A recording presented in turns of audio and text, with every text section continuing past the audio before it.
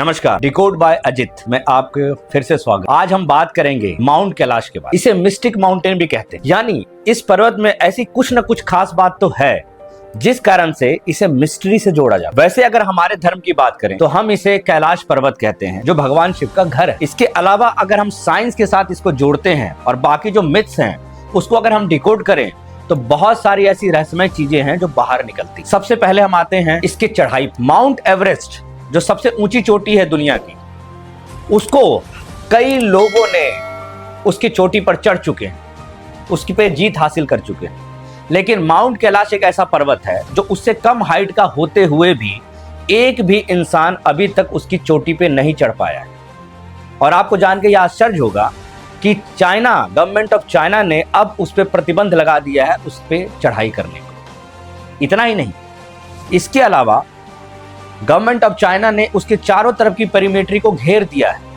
ताकि कोई उसके आसपास भी ना जा सके। क्या कोई ऐसा रहस्य है या कोई कारण है जिस कारण से उसने ऐसा कदम उठाया है, या वो दुनिया को कुछ बताना नहीं चाहता? लेकिन जो खोजी लोग होते हैं, जो रिसर्चर्स होते हैं, वो कहीं ना कहीं से कुछ ना कुछ निकाल लेते हैं। अब दूसरी बात जो मैं आपको बताने वाला हूं वो है इसकी धुरी। साइंस कहती है कि जो पृथ्वी की धुरी है वो माउंट कैलाश के पास से गुजरती है। ये यानी कि सेंटर ऑफ ग्रेविटी कही जाती है। इतना ही नहीं, कुछ लोगों का ये मानना है कि ये एक ब्लैक होल की तरह है और यहां पे आके टाइम बहुत तेजी से बढ़ता है। इसके कुछ लोगों ने एक्सपेरिमेंट भी किए हैं जो अपना नाम शो नहीं करते।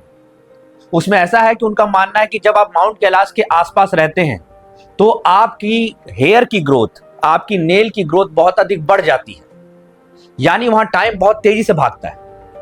यानी ये साइंस का जो चौथा चीज है जिसको हम फोर्थ डायमेंशन कहते हैं, जिसको टाइम कहा जाता है, ये हमारे अल्बर्ट आइंस्टाइन ने भी बताया है, वो कहीं ना कहीं माउंट कैलाश पे आके सच दिखाई देता है।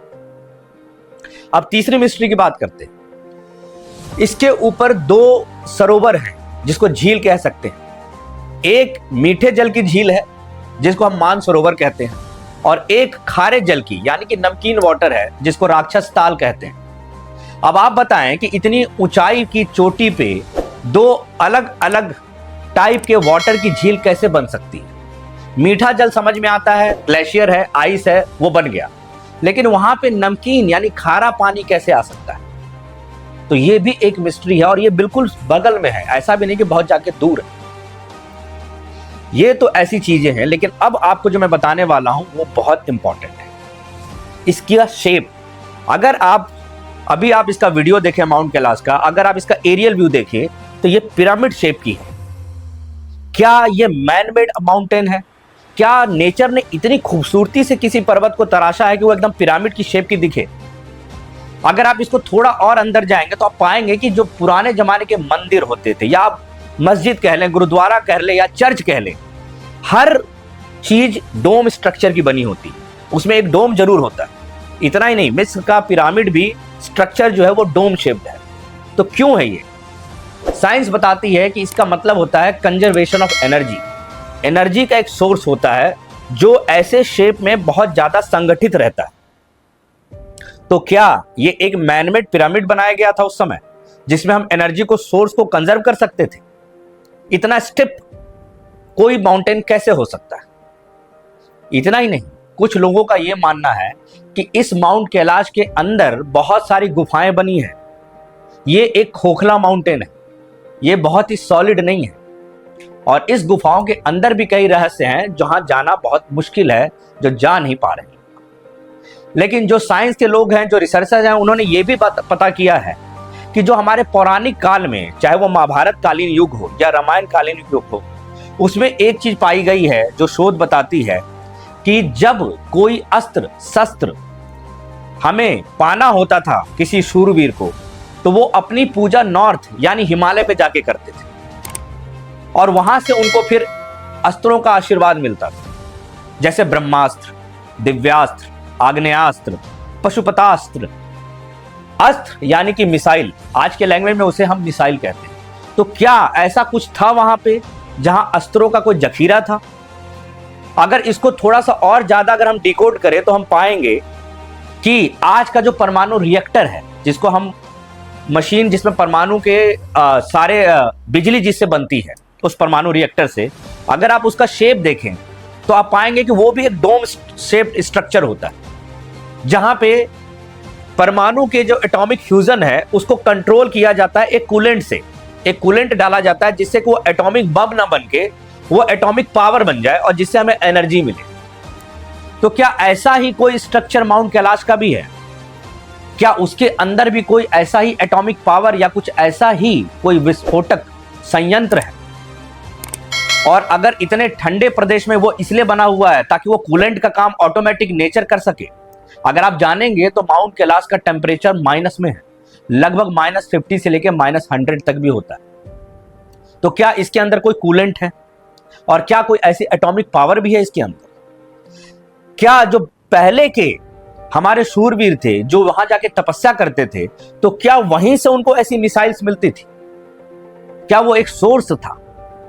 यह भी एक सोचने की बात है जिस पे रिसर्च अभी जारी है। इसके अलावा एक चीज और है जो हमें बहुत ज्यादा क्वेश्चन मार्क डालती है, वो है सरस्वती नदी का सूखना। आप में से कुछ लोगों को पता होगा कि हमारा जो संगम इलाहाबाद यानी प्रयागराज में है वो गंगा जमुना सरस्वती कहते हैं, लेकिन कहा जाता है कि वहां गंगा जमुना का मिलन है, सरस्वती अंदर ही अंदर कहीं से, वो दिखती नहीं है। अगर आप इसको थोड़ा सा इतिहास में जाएंगे तो आप पाएंगे कि वैदिक युग के पहले ही सरस्वती नदी सूख गई थी, लगभग 1500 साल पहले, ईसा पूर्व के 1500 साल पहले। यानी उसके पहले वो नदी वहां बहा करती थी और उस नदी का डायरेक्शन जो था वो लगभग राजस्थान, पंजाब, हरियाणा, जम्मू कश्मीर से होते हुए उस डायरेक्शन में था। तो क्या वहां पे कुछ ऐसा विस्फोट हुआ जिससे वो सरस्वती नदी अचानक से सूख गई? उस समय से ही गंगा नदी है, उस समय से यमुना नदी है, तो वो नहीं सूखी, लेकिन सरस्वती नदी क्यों सूख गई? क्या कारण? सिंधु सभ्यता के समय वो नदी थी जो बाद में विलुप्त हो गई। तो ये भी एक रहस्य है जिसको कुछ लोग जो वैज्ञानिक है, जो मत है, वो जोड़ते हैं इसको कि कहीं ना कहीं कुछ ऐसा विस्फोट है, कहीं ना कहीं माउंट कैलाश के अंदर कुछ ऐसा है जिस कारण से ऐसा हो सकता है, ये पॉसिबल है। तो अगर हम देखें तो माउंट कैलाश जो एक सिंपल सा पर्वत दिख रहा है, ये सिंपल सा पर्वत है नहीं। इसके अंदर बहुत सारी रहस्यमय चीजें हैं जिसको अभी भी डिकोड करना बाकी है। अगर इस पे और भी जानकारियां मुझे मिलेंगी तो मैं आपके साथ फिर से दूसरे वीडियो में जरूर लेके आऊं। अगर आपको कुछ और जानना है या इसी के बारे में कुछ और विशेष चाहिए तो प्लीज आप मेरे इस मैसेज बॉक्स में मैसेज डालिए। और अगर आप बाकी लोगों को भी ये चीज सच्चाई बताना चाहते हैं तो प्लीज इसे सब्सक्राइब करके कमेंट करें, लाइक करें, शेयर जरूर करें। फिर मिलते हैं हम अगले वीडियो में। धन्यवाद।